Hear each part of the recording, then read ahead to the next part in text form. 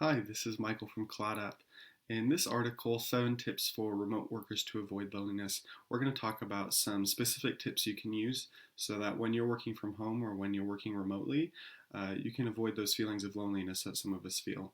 Especially with the recent move to more remote work that a lot of companies are using, it's important that you uh, do everything you can to make sure that you're not burning out, whether that is you're an employer or an employee. There are a lot of things that you can do.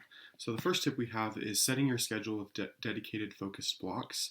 By having scheduled time where you're focused on specific things, it can help you avoid those feelings of loneliness and make you feel like you're actually contributing to your team. The second tip we have is building in social time to your schedule.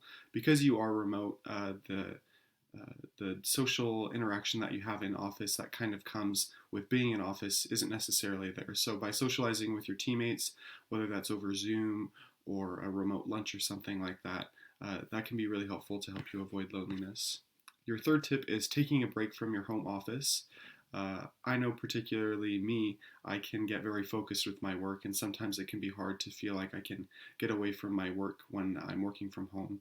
And so it's important that you take breaks from your home office so that you can avoid loneliness and so that you can have more of a structured work life balance. Our fourth tip is spending time with other remote workers. So, like I mentioned earlier, there are a lot of ways you can do this. You can do remote lunches, you can spend time outside of the office together, or you can do different games and things like that on Slack or Zoom.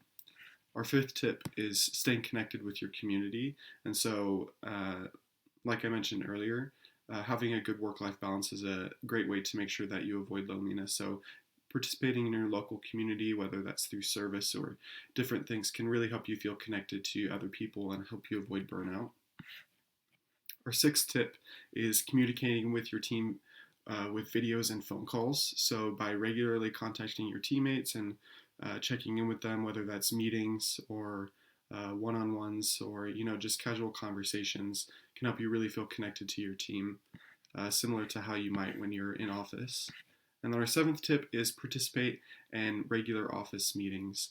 So by making sure that you're interacting with your managers and your teammates on a regular basis, that can really help you avoid loneliness and make sure that you're connected to your team while you're working. Finally, we talk about some final words on how to avoid loneliness from working while working from home, and that includes some tips like technology and other online communication that we can use to avoid that loneliness. So we hope you find that helpful.